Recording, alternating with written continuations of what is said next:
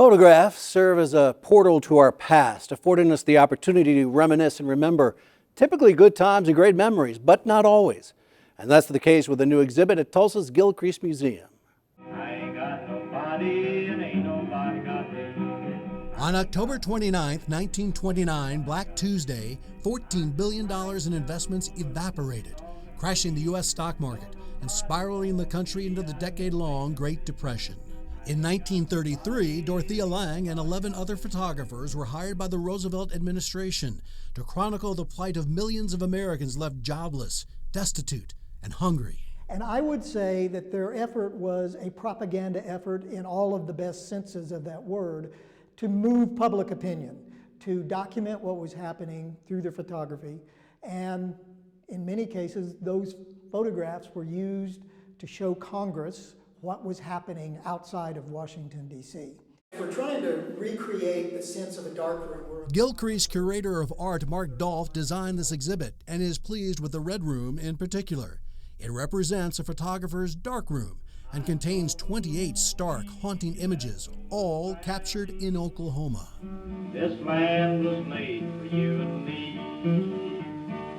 Woody Guthrie provided the song track for the Times. In the 30s, the Oklahoman native headed west with his guitar, writing and singing about what he saw. His music, these photographs, and a 28-minute-long film called The Plow That Broke the Plains succeeded in galvanizing the political and public will to act, leading to the creation of the Works Progress Administration, or WPA. The year that President Roosevelt took office in March 1933, unemployment was 25%. And it lasted and it lasted and it lasted. When the crash came, my dad and his his brothers had been playing the margin, and they were in hock real bad. Joseph Wilkinson II is 95 years old. He's a retired architect who was 5 years old when the Depression began. He grew up in an affluent family in Buffalo, New York. I could see these poor souls on the streets, that just were struggling.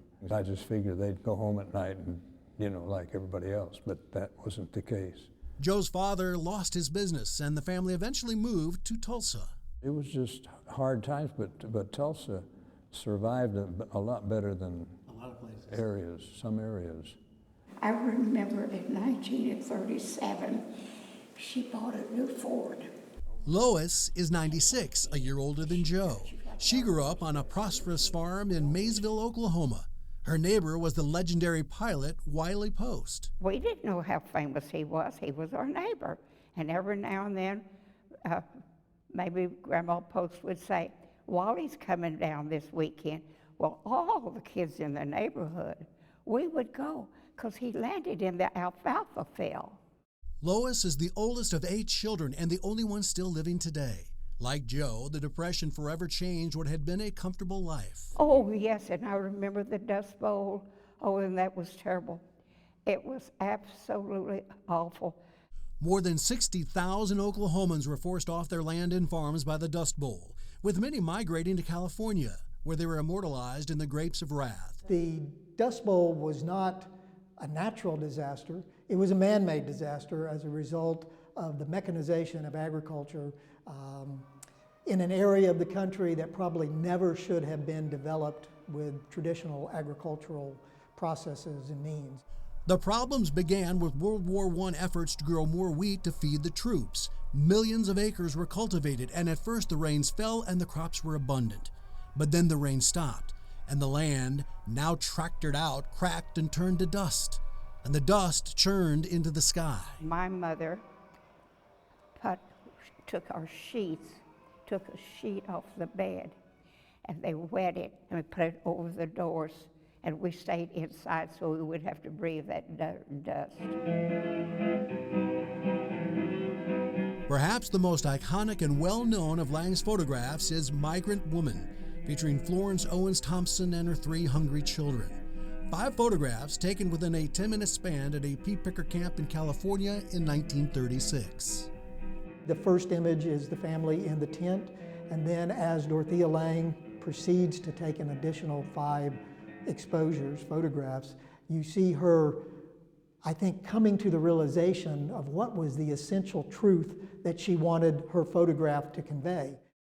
The careful composition of the image hints at Lange's occupation prior to the Depression. She was a portrait artist, photographing the elite families of San Francisco. When she was a child, she was stricken with polio.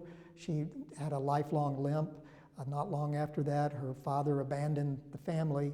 So I think on a really personal way, she could relate to people. She was very empathetic. For Joe and Lois, remembering the Depression is difficult, but essential. Those times led to better times and lives still lived to the fullest. I'm planning on sky jumping here pretty soon. I mean soon. You're going to jump out of an airplane. Yep, I'm going to jump out of an airplane.